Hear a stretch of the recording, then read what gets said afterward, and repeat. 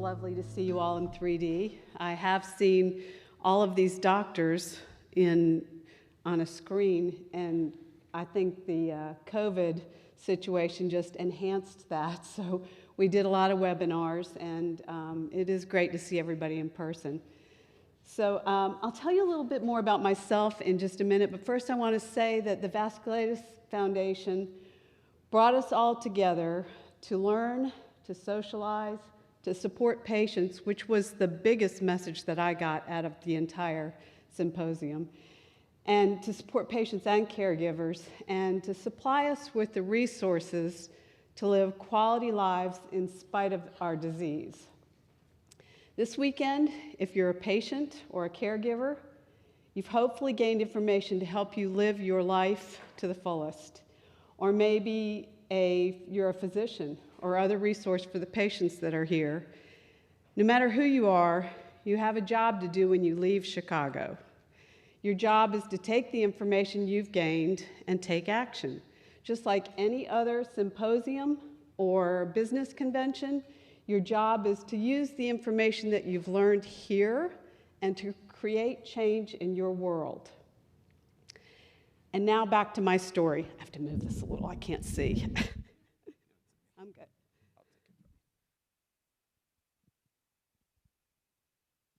Yes, can you still hear me? Or not really? Yes. I'm a patient, just like many of you, living with ANCA-associated vasculitis, and specifically MPA. I've been on this journey for 16 years. I was athletic most of my adult life. I don't have any PhDs or MDs, but I have 8 degrees of black belt. I'm an 8th degree black belt in karate, and with my husband, I own and operate 3 martial arts schools. And when I was 50 years old, I was diagnosed as I was also in the best shape of my life. One day at 50, just like you hear from many patients here, I had new, daily, relentless pain, and nobody could explain it. 13 specialists, and a year and a half later, I finally got a diagnosis because I was about to be put on methotrexate by a rheumatologist just for the pain, even though they didn't know the etiology of the pain. And the lab work that I had to do to be put on the methotrexate indicated that I was in kidney failure. I remember because I was in Florida on a trip with my husband, and I got a phone call that said, go straight to the ER or drive home, and we drove home, which was 10 hours.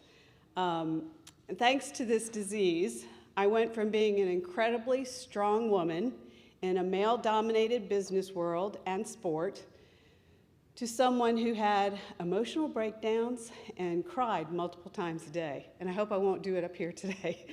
I was physically weak for the first time in my life, and I thought I was going to die soon because that's kind of what they told me 16 years ago.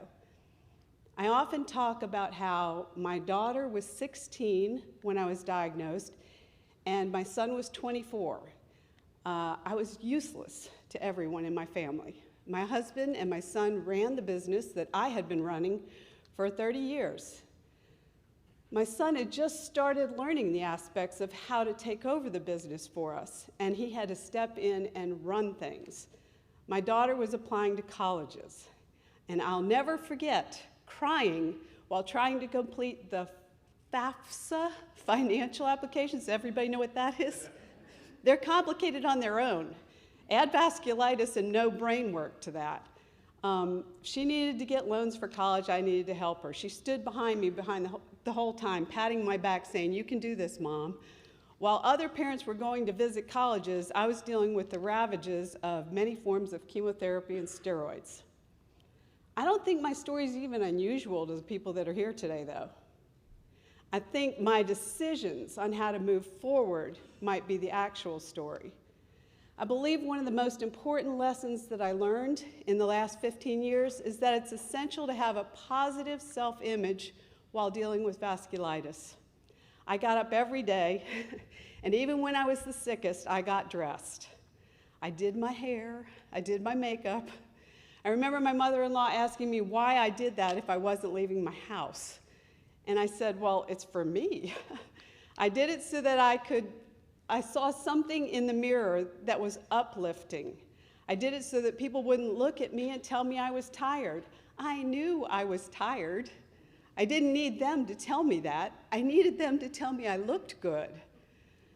I'm not saying you have to do the things that I did. That might not be important for your self-image. But whatever is important for your self-image, whatever makes you feel confident in yourself, those are the things that you need to do. If studying for the bar exam gives you strength, then do that. If cooking for your family or baking gives you a reward, do that. If being a soccer coach for your kids is what helps your self-image, be the best soccer coach you can be. Now, I know it's not as simple as that. There will be challenging days, and there will be days when we just can't go on. Some of us have to work, even while fighting this disease. Some of our younger patients have to go to school, even while fighting this disease. I know those days are the hardest, but you can go on. It's so much easier to think that you are sick and you need to be cared for. But that kind of thinking will keep you where you are. Don't let that be your story. I also think in addition to positive self-image, education and information are essential. So good news, you're probably all on super overdrive on education and information after this weekend. I think I just learned so much more in the last few sessions than I did the entire time. And I hope we've all learned a lot here this weekend, and that the treatments that are available to us are improving every year. The physicians that are here are dedicated to our better health and are truly fighting for our lives. The pharmaceutical companies are here trying to help provide resources to make our lives better. Again, I'll say education and information are part of the path to our improved lives. If you don't have the right care team, take what you've learned here this weekend and go get the right doctors. If you don't have supportive family or friends, sign up for the VF virtual support groups and let them help you through this journey. If you need treatment but you can't afford it, ask for help. There are others who have already walked in your shoes, and they're here this weekend, and they can help. Many of us resent our old lives being taken away from us. I did. I dwelled on it during those first 6 years. Even when I was in remission, I felt sorry for my loss of my previous life. I was physically gifted and I was a leader. But after being sick, I felt like an imposter. I tried to come back into what my life used to be. How many of you have felt imposter syndrome? And speaking of getting help from others, I want to share with you a little bit of an article that I read in the Washington Post last week, because one of my best friends who has vasculitis sent it to me, knowing that I was coming here to talk to you all, and she was inspired by it. It was a long but great story about the intertwining lives of Martina Navratilova and Chris Everett. Everybody remember them?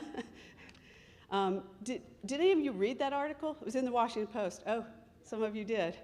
I'd encourage you to go find it. The story started out talking about how they met. Martina was younger than Chris. I didn't even realize that. I'd forgotten, I guess. And she greatly admired Chris. Eventually, as many of us remember, they did meet up and compete on the same court. There were many wins and many losses between the two of them, and I'm really taking a very nice long article and making it this big for you all. But as the story goes, Chris Everett took a liking to Martina, and they became friends as well as competitors. There were difficult times. Chris apparently dropped their friendship when Martina started beating her. But one day, Chris found herself dealing with cancer not too long ago, and Martina rushed to her side to be one of her biggest supporters. And then, in a really morbid turn of events, Martina also found herself shortly after that dealing with cancer. I hope you'll read the entire article, but I'll tell you that what I took away from it is how close they became and still are. They understood each other's journeys in tennis and in cancer. That is why talking to people here this weekend could be one of the most important times of your life in your journey with vasculitis. I attended a VF event in Chapel Hill, North Carolina, and I think it was like 2014, don't quote me, and I met a friend who had MPA vasculitis because we were sitting at a table for MPA patients, which I did yesterday in the MPA group. I sat with some friends that have MPA. And we are now tried and true friends, and she has helped me by allowing me to talk and feel my dark thoughts. She understands, she's been there, we support each other now, and we even go to our appointments together. I live 45 minutes from our doctor, and she lives 12 hours from our doctor, so she flies into town from Florida. I pick her up at the airport, she stays with me, and we go to the appointment. They schedule our appointments at the same time, so we can go together. And after our appointments, and our doctor is Ronald Falk, which many of you probably know, he has great conversations with us. He calls us Thelma and Louise, and we drive my fairly new convertible car up to her home on the Blue Ridge Parkway, and we stay there for a couple of days. So that's how we do our journey together. Your friends and care team are just as important in your journey as self-image and education. Now, once again, back to my story. Eventually, I learned that I wouldn't go back to being exactly who I was, but I could craft a new life, a different me. And it was hard at first not being the leader that I was. I think a huge part of my ego was tied up in my job. And that might sound familiar to some of you. I do remain the CEO of our companies, but I no longer teach the physical classes that I used to teach. I now mentor our black belt instructors. I lead our weekly staff meetings virtually because we kept that from COVID. And I speak all over the world. I get to travel all over the world, speaking to other martial arts school owners on the aspects of being in the martial arts business, because I did learn how to do that well. And I just want to say, when COVID happened, our governor shuttered our businesses. We had to close our doors for nearly 6 months. We'd already been in business 40 years at the time. My husband and I have owned martial arts schools for 40 years. During my first 6 years with this disease, we had 5 businesses. We lost 2. We couldn't help it. I couldn't be there to help. We kept 3. But we thought, when the governor closed our doors, how are we going to stay in business? Well, guess what? We reinvented ourselves like many other businesses did. My daughter had just moved home from 5 years of living in Washington, D.C., working in the marketing industry. And she was moving back home anyway, but she stayed with us because COVID happened, and she didn't want to be alone. And since she was there during COVID, she helped us flip our business to a virtual platform in 24 hours, set the whole thing up. We had 13 karate instructors teaching from their living rooms, their spare bedrooms, and out on their decks. We supplied them with video equipment and computers, and we stayed in business. It's what you do when faced with challenges. You pivot. One of my favorite quotes, I think, comes from Bob Marley. There's been controversy on that. You never know how strong you are until being strong is your only choice. But don't get me wrong, I'm not the beacon of positivity at all times. Just ask my husband over there. Sometimes I'm tired, and I take the time off when I need it. Most of the time I push forward. And against the fatigue and against the mental games that come along with this disease. My first 6 years with this disease were rough. I was in and out, remission, treatment. I was on all of the treatments is what I tell people. There were bad reactions to some of the drugs. I had memory issues, I had insecurity, I had fatigue, I had depression. I was no longer a strong leader. But there were drugs that improved my life. Then I was in remission, and I was in remission off treatment for 9 years. I had time to reinvent myself, to nurture my positive attitude again. Well, that took time. I hired a personal trainer to train me. I learned from somebody else that's near and dear to me, that everybody needs a coach. And so I hired somebody to strength train me. My doctor also confirmed that I needed to do that.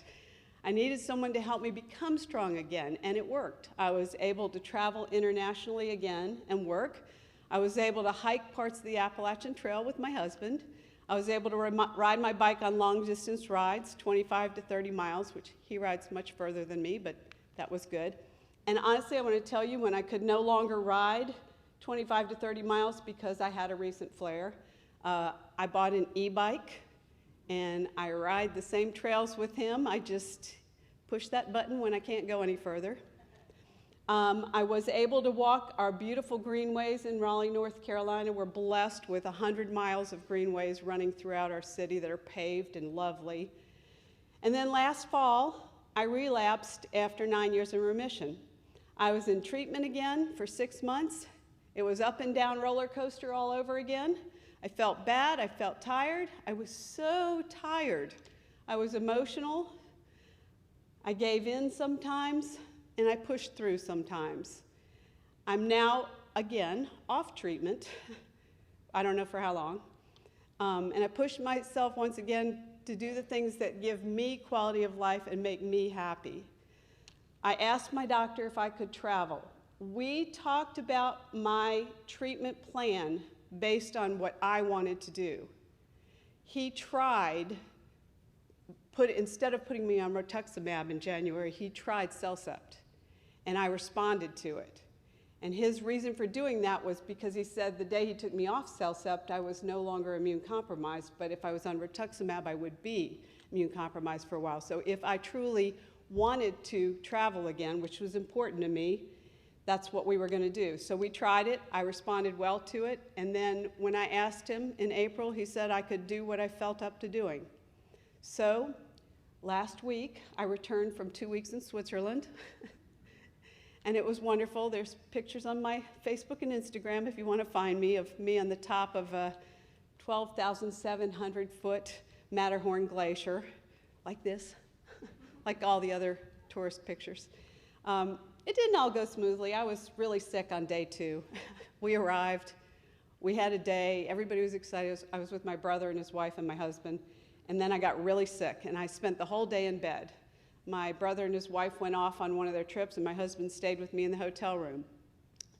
There were a few things that my very kind husband had to push and pull me through. He was what I called my propulsion several times to get the top of somewhere.